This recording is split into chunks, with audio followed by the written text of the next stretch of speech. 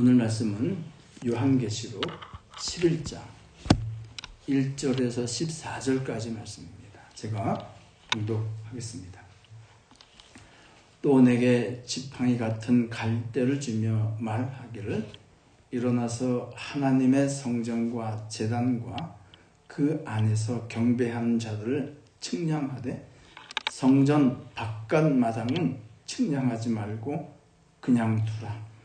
이것은 이방인에게 주었은즉 그들이 거룩한 성을 42달 동안 짓밟으리라. 내가 나의 두 증인에게 권세를 주리니 그들이 굵은 베옷을 입고 1260일을 예언하리라. 그들은 이 땅의 주 앞에 서 있는 두 감람나무와 두 촛대니 만일 누구든지 그들을 해하고자 하면 그들의 입에서 불이 나와서 그들의 원수를 삼켜버릴 것이요 누구든지 그들을 해하고자 하면 반드시 그와 같이 죽임을 당하리라. 그들이 권능을 가지고 하늘을 닫아 그 예언을 하는 날 동안 비가 오지 못하게 하고 또 권능을 가지고 물을 피로 변하게 하고 아무 때든지 원하는 대로 여러 가지 재앙으로 땅을 치리로다. 그들이 그 정원을 마칠 때에 무적행으로부터 올라오는 짐승이 그들과 더불어 전쟁을 일으켜 그들을 이기고 그들을 죽일 터인즉 그들의 실체가 큰 성 길에 있으리니 그 성은 영적으로 하면 소돔이라고도 하고 애굽이라고도 하니 곧 그들이 주께서 십자가에 못 박히신 곳이라. 백성들과 족속과 방언과 나라 중에서 사람들이 그 시체를 사흘 반 동안을 보며 무덤에 장사하지 못하게 하리로다. 이 두 선지자가 땅에 사는 자들을 괴롭게 하는 거로 땅에 사는 자들이 그들의 죽음을 즐거워하고 기뻐하여 서로 예물을 보내리라 하더라. 3일 반 후에 하나님께로부터 생기가 그들 속에 들어가매 그들이 발로 일어서니 구경하는 자들이 크게 두려워하더라. 하늘로부터 큰 음성이 있어 이리로 올라함을 그들이 듣고 구름을 타고 하늘로 올라가니 그들의 원수들도 구경하더라. 그때에 큰 지진이 나서 성 10분의 1이 무너지고 지진에 죽은 사람이 7천이라. 그 남은 자들이 두려워하여 영광을 하늘의 하나님께 돌리더라. 둘째 화는 지나갔으나 보라 셋째 화가 속히 이르는도다. 아멘. 기도하고 주신 말씀 나누겠습니다. 주님 감사합니다. 이 시간 우리가 겸손하게 성령께서 이 마지막 때에 교회에게 주신 말씀을 아멘으로 받고자 말씀을 먹고자 이 시간 나아갑니다. 역사하여 주시옵소서. 감사하며 예수님 이름으로 기도하옵나이다. 아멘. 지난주에 우리가 말씀을 나눌 때에 이 사도 요한이 뭘 본 게 있었습니다. 뭘 봤냐면은 흰색 천사가 그 손에 작은 두루마리를 들고 있는 것을 보았습니다. 그 모습을 본 사도 요한은 뭐 하려고 그랬습니까? 그 책의 내용을 기록하려고 했습니다.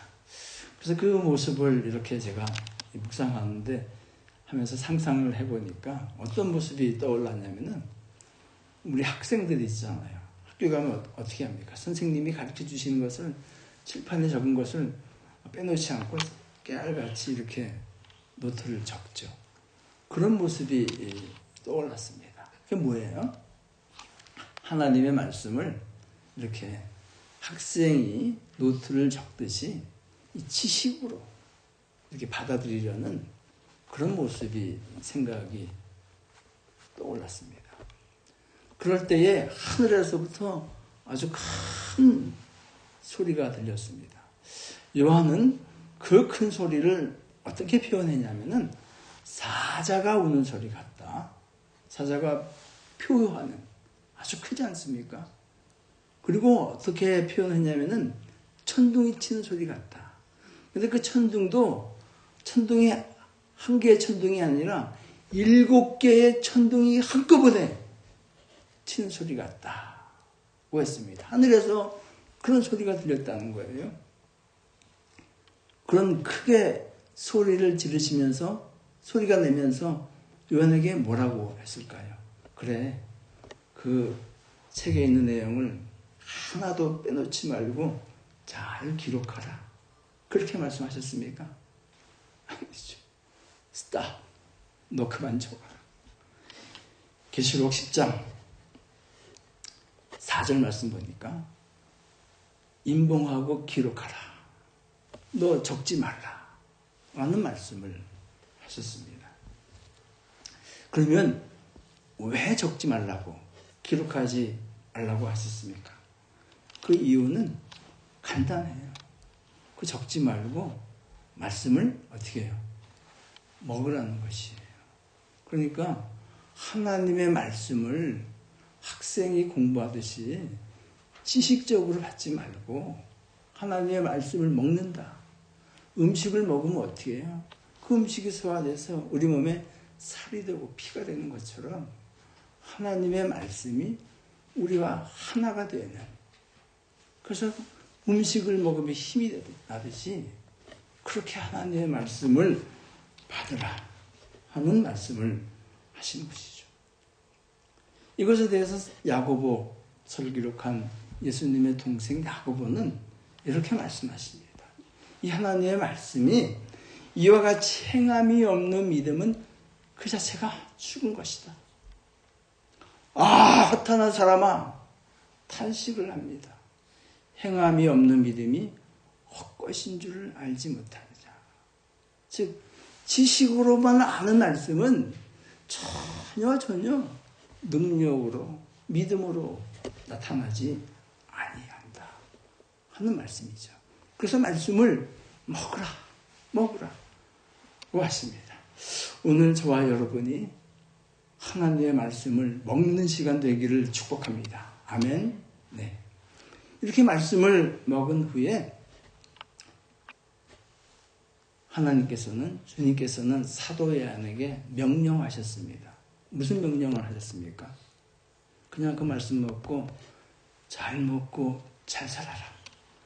그런 말씀 하셨어요? 그런 말씀 하지 않으셨어요? 계시록 10장 11절 말씀을 보시면은 그가 내게 말하기를 내가 많은 백성과 나라와 방언과 임금에게 다시 예언하라. 즉 먹은 그 말씀을 나가서 전하라, 선포하라 하는 말씀을 하신 것이죠. 그래서 이 말씀에 순종하여 요한이 나갔는데 오늘 11장에는 요한의 이름은 쏙 빠지고 두 증인이 나옵니다. 그래서 오늘 11장의 말씀에는 여러 가지 숫자가 나와요. 숫자. 이 숫자를 잘 알아야 이 숫자를 통해서 말씀하시는 주님의 음성을 확실히 우리가 먹을 수가 있습니다. 2절에는 42달이라는 숫자가 나오고요. 3절에는 두 증인 1260일이라는 숫자가 나오고 4절에는 두 감람나무 두 촛대, 그리고 9절에는 사흘 반, 11절에는 3일 반, 그리고 13절에는 7천이라는 숫자가 나오죠. 여기서 42달, 1260일은 다른 기간이에요? 같은 기간이에요? 같은 기간입니다. 그리고 또 우리가 계속해서 계시록을 보게 되면은 한때, 두때, 그리고 반이라는 말씀이 나와요. 한때는 1년, 두때는 2년, 반은 반년입니다. 그러니까 3년 반이에요. 그러니까 42달, 1260일, 한때, 두때 반은 전부 다 3년 6개월을 말씀하시는 겁니다. 근데 이 3년 6개월 동안, 42달 동안 어떻게 해요? 예언을 하라고 하십니다. 말씀을 전하라고 해요. 근데 이 말씀을 전하는 그 상황이 전혀 녹록치가 않아요. 어떠냐면은 우리가 이 42달, 3년 반이라는 이 기간이 이 계시록에 2번 나옵니다. 합치면 3년 반 더하기 3년 반은 어떻게 돼요? 7년이죠. 그래서 우리가 여러분 잘 아시는, 들어보셨던 7년 환란이라고 합니다. 이 7년 환란이 반으로 쪼개서 앞에 3년 반, 뒤에 3년 반 이렇게 되어 있습니다. 그럼 앞에 3년 반은 언제냐면은 지금 이 계시록 11장의 시점은 6째 나팔이 울리고 난 후입니다. 아직 7째 나팔이 불리기 전이에요. 그러니까 이 7년 환란이 3년 반, 3년 반 2번에 걸쳐서 오는데 첫 번째는 6번째 나팔이 분 후, 두 번째 3년 반은 7번째 나팔이 분 후 이렇게 찾아옵니다.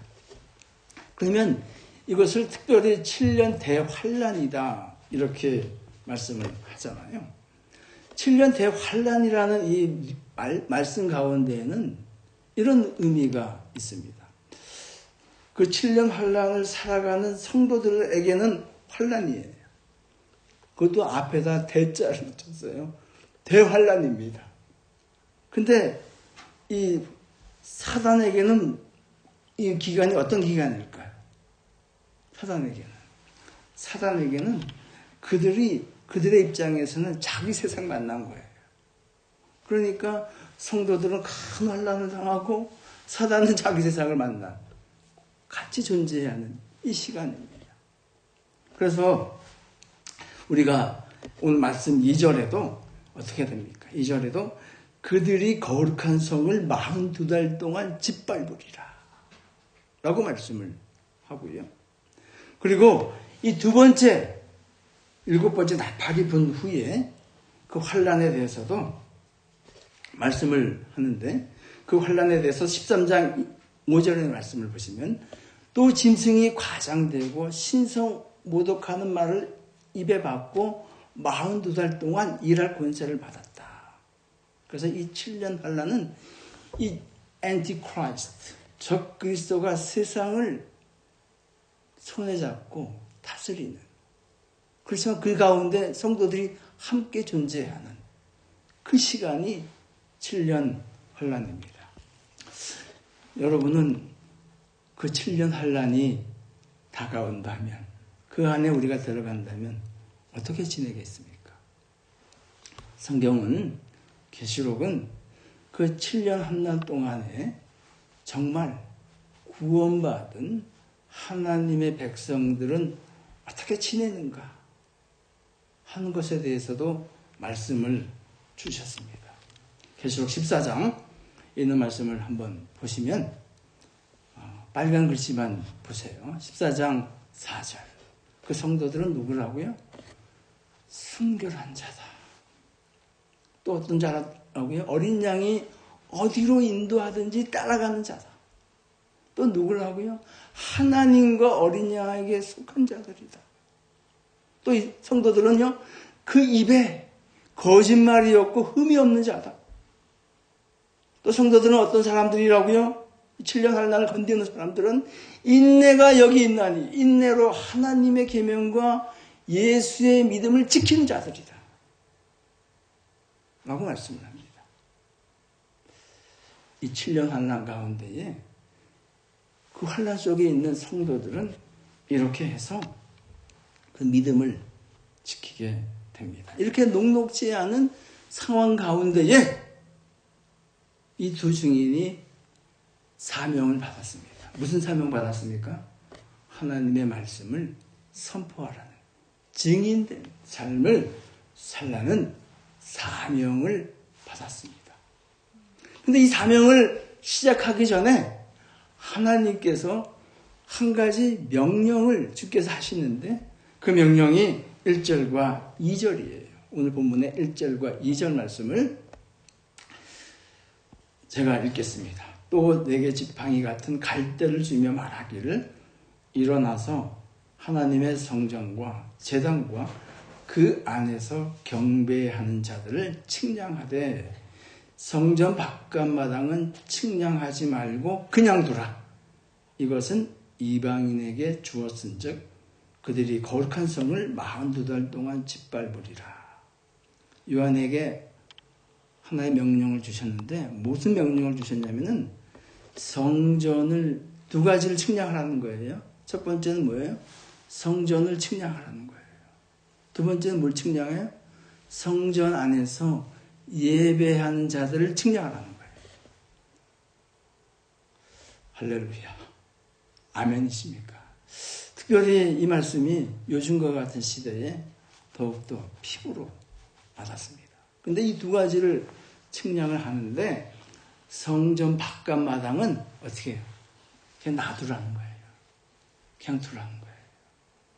그래서 여러분 아시는 말씀대로 우리가 성전 마당만 밟는 자가 아니라 진정과 신령으로 예배하며 나아가는 그 사람들을 하나님께서 찾는 것이죠. 근데 측량하다라는 이 말뜻 가운데에는 두 가지 뜻이 내포되어 있습니다. 뭐죠? 측량하다는 것은 하나님께서 그걸 자루재듯이 알고 계신다는 것이고 또 그 안에 있는 자들은 측량된 그 안에 있는 성전과 예배하는 자들을 지키신다는 그 두 가지 의미가 있는 것이죠. 그런데 여기서 질문이 생겼습니다. 그러면 성전이 무엇입니까? 성전이 어디 있습니까? 성전이요. 이 사도 요한이 이 말씀을 기록하는 그때에는 주님께서 예루살렘 성전을 향해서 돌 위에 돌 하나도 남기지 아니하고 무너지리라 하는 그 말씀이 이미 로마에 의해서 이루어졌습니다. 그래서 성전이 존재하지 않아요. 근데 하나님께서는 성전을 측량하라고 하세요. 그 성전이 어디 있습니까? 그것에 대해서 말씀을 통해서 확인하겠습니다. 고린도후서 6장에 있는 말씀, 시간상 뭐라 그래요? 빨간 글씨만. 우리는 살아계신 하나님의 성전이라. 우리는 누구예요? 교회예요, 교회. 고린도 교회입니다. 그리고 에베소서 2장은 뭐예요? 그 안에서 서로 연결하여, 서로는 누구예요? 성도들이에요. 연결하여 어떻게 해요? 주 안에서 성전이 되어간다. 물론 성령이 우리 안에 거하신 개인적인 성전도 있지만 여기서 말씀하시는 것은 우리의 복수가 모여서 하나님의 성전을 이루어가는 거예요. 또요. 베드로전서 2장 5절 말씀은 너희도 산돌같이 신령한 집, 하나님이 거하시는 곳이 성전으로 세워지고 예전에 구별된 하나님의 지파 레위 제사장이 제사를 드리는 것처럼 신령한 제사를 드리는 제사장이 되라 라고 말씀하십니다. 그 성전을 하나님께서는 자로재는 듯이 측량하신다는 거예요. 그리고 그곳에서 친정과 신령으로 예배한 자들을 보호하시겠다 하는 말씀을 하시는 것이죠. 그래서 저는 이런 묵상을 해보았습니다. 진짜 이 마지막 때에 성전의 마당만 밟지를 않기를 원합니다. 또 많은 사람들이요 이렇게 신앙생활을 합니다.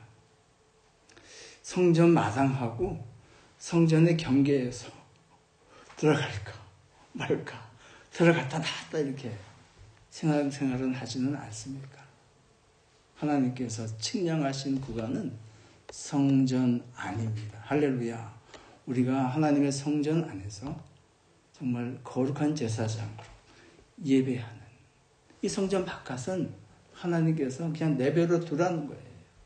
내버려 두라는 거예요. 짓밟히게 내버려 두라는 것입니다. 이렇게 하나님께서 마지막 때에 하나님의 교회와 성도들을 지키신 줄로 믿으시면 아멘 하십시오. 측량한 후에 그 다음에 이제 본격적으로 그 사명을, 말씀을 전하는 사명을 시작하라고 말씀하십니다. 그 말씀이 3절과 4절이죠. 3절과 4절 읽겠습니다. 시작. 내가 나의 두 증인에게 권세를 주리니 그들이 굵은 베옷을 입고 1260일을 예언하리라. 그들이 이 땅에 주 앞에 서 있는 두 감람나무와 두 촛대니. 여기서 두 증인을 말씀합니다. 이분들이 이제 1260일 동안 예언을 하는데 이분에게 특별히 두 가지를 말씀합니다. 하나는 권세예요. 권세. 할렐루야. 두 번째는 굵은 베옷이에요. 권세와 굵은 베옷이 함께 갑니다. 그럼 권세는 뭐고 굵은 베옷은 무슨 말씀인가요? 이 권세에 대해서는 먼저 나누면은 5절과 6절에 있는 말씀입니다. 5절과 6절의 말씀이면은 이 권세는 입에서 불이 나온대요. 할렐루야. 이 입에서 불이 나오는 것은 불같은 하나님의 말씀을 선포한다는 거예요. 이 불같은 하나님의 말씀을 선포할 때에 그들이 권세를 받는데 무슨 권세를 받느냐면은 엘리야와 모세와 같은 권세를 받는다는 거예요. 하늘을 닫아. 기도한 즉 3년 6개월 동안 비가 안 왔다. 누구의 권세예요? 엘리야의 권세입니다. 또 물이 변하여 피가 되게 한 건 누구의 권세입니까? 모세의 권세예요. 엘리야와 모세와 같은 권세를 이 말씀을 선포하고 전하는 교회에게 성도들에게 부어주시겠다는 거예요. 근데 더 은혜로운 말씀은 뭐예요? 이들이 권세를 행사하는데 그냥 언제 행사해요? 아무 때든지 원하는 대로 이 권세를 행사한다고 합니다. 좋죠?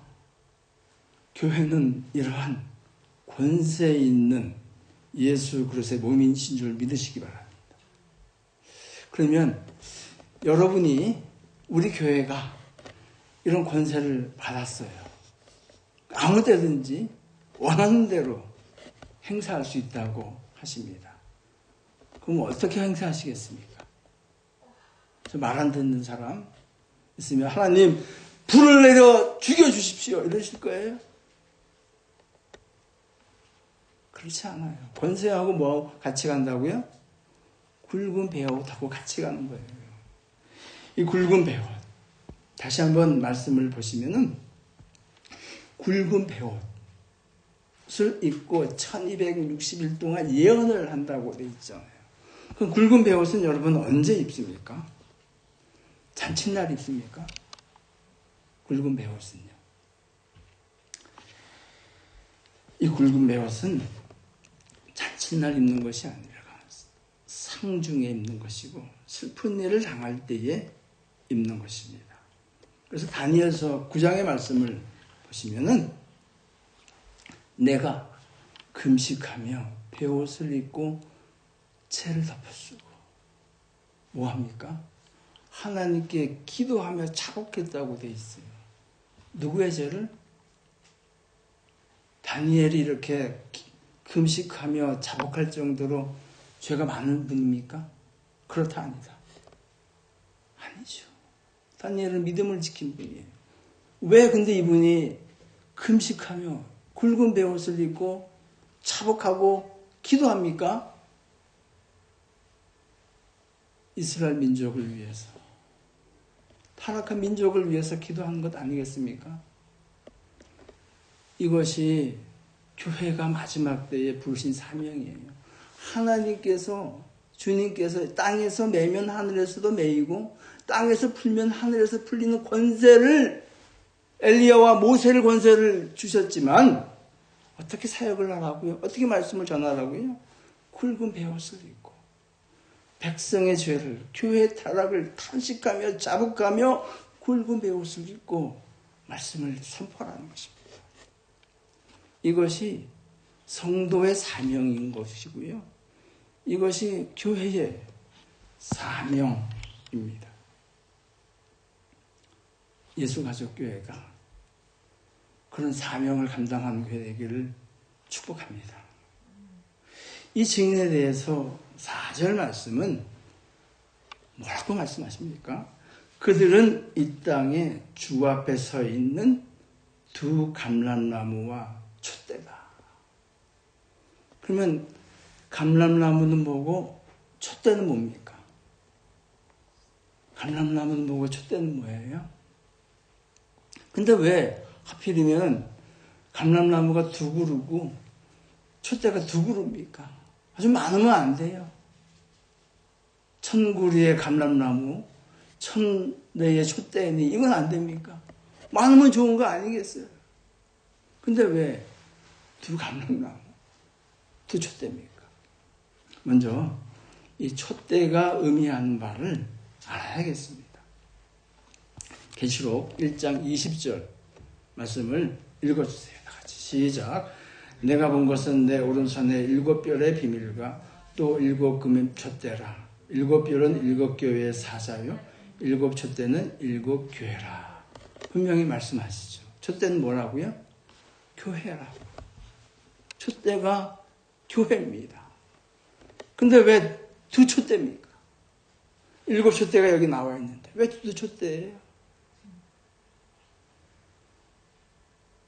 주님께서 이 계시록의 말씀을 시작하시면서 7교회를 찾아가셨어요. 근데 7교회 중에서 2 교회만 only 칭찬을 받았습니다. 5 교회는 칭찬과 책망을 아울러 받았어요. 그러니까 이 두 촛대가 의미하는 것은 칭찬받은 2 교회를 의미합니다. 이 묵상을 해봤습니다. 그러면 다른 5 교회는 이 사명을 감당하고 싶지 않았을까? 저는 그 교회들도 감당하고 싶었을 거라고 생각을 합니다. 근데 왜 이 5 교회는 빠졌습니까? 이걸 생각하셔야 돼요. 이 7년 대환란은 아주 극심한 환란이에요. 성도의 인내가 여기 있는, 인내 없이는 믿음을 지킬 수 없는 심각한 환란이 찾아올 때입니다. 그때요, 칭찬받은 교회 아니고는 이 사역을 감당할 수가 없어요. 그러니까 뺀 거예요. 하고 싶어도 못해요. 오로지 칭찬받는 이 2 교회, 교회들이 뭐예요? 서모나 교회와 빌라델피아 교회입니다. 그러면 여기서 질문을 드리겠습니다.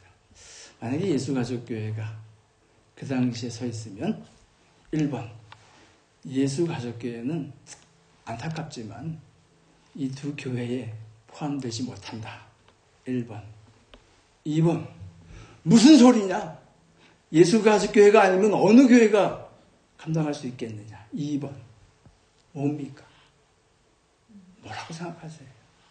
그럼 각자 판단하시기 바랍니다. 이 2 교회에 대해서 이 교회들이 어떻게 믿음을 지켰는가? 계시록 2장과 3장의 말씀 읽겠습니다. 시작. 내가 내 환난과 궁핍을 알거니와 실상은 내가 부여한 자니라. 자칭 유대인이라는 자들의 비방도 알거니와 실상은 유대인이 아니요 사탄의 회당이라. 볼지어라 내가 내 앞에 열린 문을 두었을 때 능히 닫을 사람이 없으리라. 내가 내 행위를 아노니 내가 작은 능력을 가지고서도 내 말을 지키며 내 이름을 배반하지 아니하였도다. 이 교회는 공통적인 특징이 있어요. 궁핍하대요. 환난을 많이 당했대요. 사람들이 보기에는 별거 아니에요. 굵은 배옷 있는 것 같아요. 볼품 없어요. 또 그러니까 작은 능력을 가지고 있대요.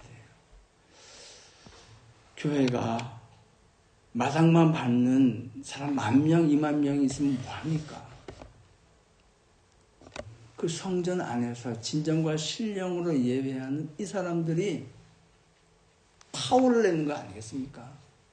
이 사람들이 사명을 감당하는 것 아니겠습니까?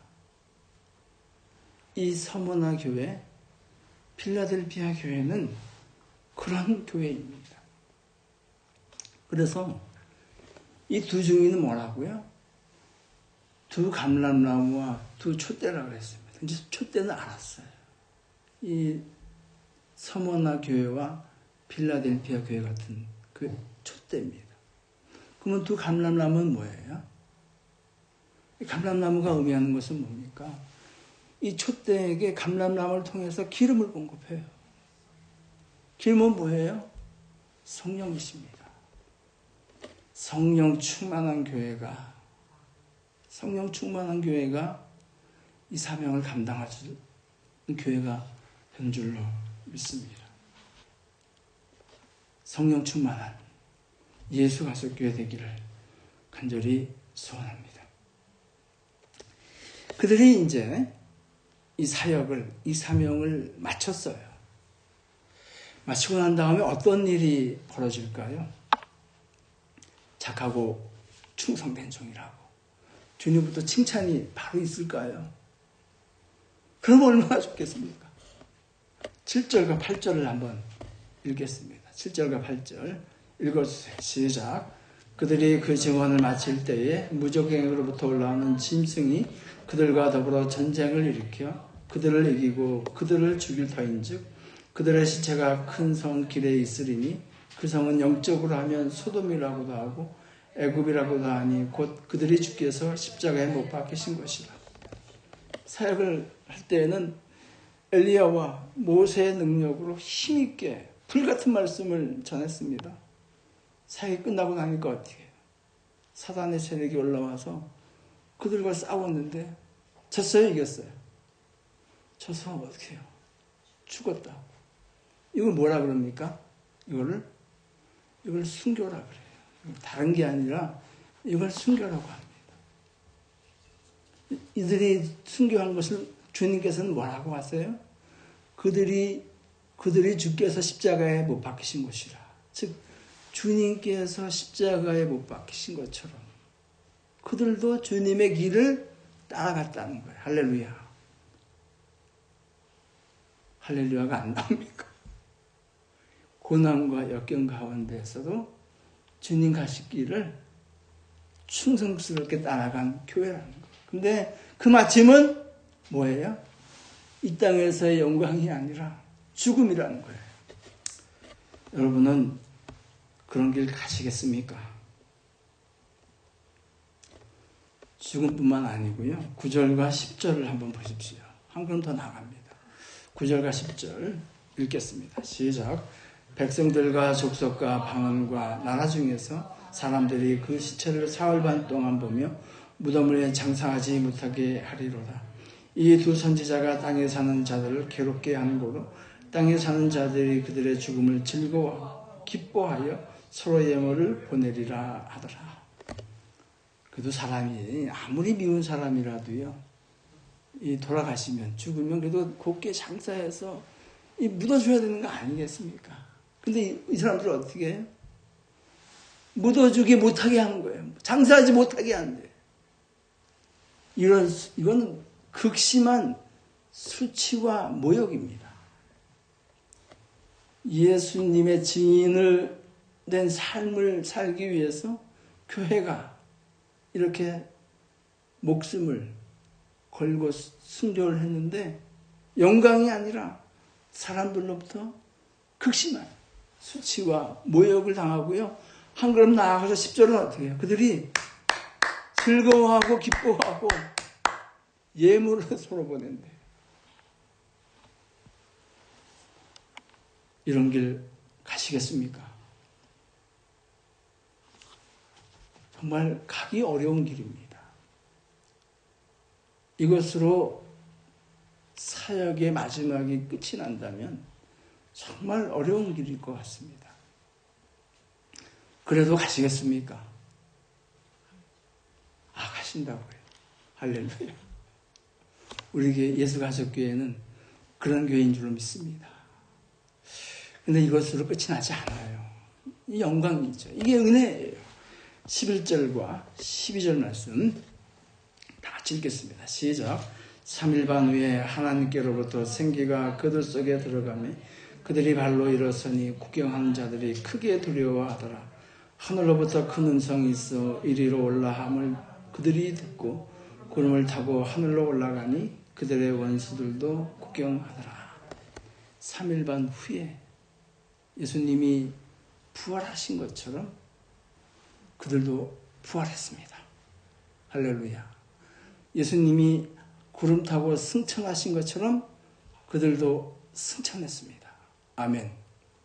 이것이 목숨 바쳐 생명 바쳐 하나님의 예수 그리스도의 증인된 교회와 성도들에게 주시는 영광입니다. 그 영광 가운데 들어가는 우리가 되기를 바랍니다. 여기서 숫자에 대해서 좀 더 나누면은 이들이 사역한 기간은 3년 반이에요. 3년 반. 그리고 이들이 수칠당한 기간은 3일 반입니다. 3년 반의 기간이 꼭 문자적인 해석을 하지 않아도 긴 기간입니까? 짧은 기간입니까? 3일 반이 긴 기간입니까? 짧은 기간입니까? 사역 이 땅에서의 우리의 삶은 짧아요. 그 중에서도 하나님의 일을 감당하는 기간은 더 짧습니다. 근데 그 기간마저도 우리는 제대로 드리지 못해요. 안타까운 현실이죠. 이 3년 반 절대 긴 기간이 아니에요. 이 3년 반을 사역을 하고 3일 동안 수치를 당해요. 짧은 기간이에요. 그런데 하나님께서 주께서 주시는 그 영광은, 보답으로 주시는 영광은 어떻게 돼요? 영원한 겁니다. 저 하늘나라에서. 하늘로 올라오라는 거예요. 누구에게만 주시는 은혜입니까? 생명 바쳐. 그 삶을 하나님 나라에 드린 사람에게 주시는 보답입니다. 리워드예요. 이것이 주님께서 주시는 은혜입니다. 마지막으로 13절을 읽겠습니다. 13절 시작. 그때 큰 지진이 나서 성 10분의 1이 무너지고 지진에 죽은 사람이 7천이라. 그 남은 자들이 두려워하여 영광을 하늘의 하나님께 돌리더라. 이 하나님의 교회에 하나님의 종에게 수치를 준 사람들이 있잖아요. 세상 사람들이죠. 어떻게 합니까? 누가 갚아주세요? 누가 갚아주십니까? 주님이 갚아주신 것이죠. 아멘. 주님께서는 우리의 방패시요, 우리의 요새시요, 우리의 힘과 능력입니다. 주님을 위하여 목숨을 바른 그 사명을 감당한 그 끝은 영광이고 주님께서 보응을 하여 주시고 갚아주신다는 것이죠. 말씀을 정리하겠습니다. 저와 여러분은 예수가족교회는 이 두 촛대 그리고 그 촛대 옆에 있는 두 감람나무의 그 모습 가운데 드러나기를 예수님 이름으로 축복합니다. 그 길은 절대 순탄한 길이 아닙니다. 오늘 이 두 증인이 3년 반 동안 사역을 하고 생명을 이곳 가운데 바치고 그리고 엄청난 치욕과 모욕을 당한 그 길입니다. 이건 주님께서 가신 그 길이죠. 그 길 따라 갔더니 주님께서 영광을 받으신 것처럼 그 성도와 교회에게도 동일한 영광으로 응답하시고 보응하여 주신다는 그 주님의 약속이 있는 말씀입니다. 이 말씀이 우리들의 삶 가운데 이루어지기를 예수님 높으신 이름으로 축복합니다. 이 시간 주신 말씀을 기억하시면서 기도하시겠습니다.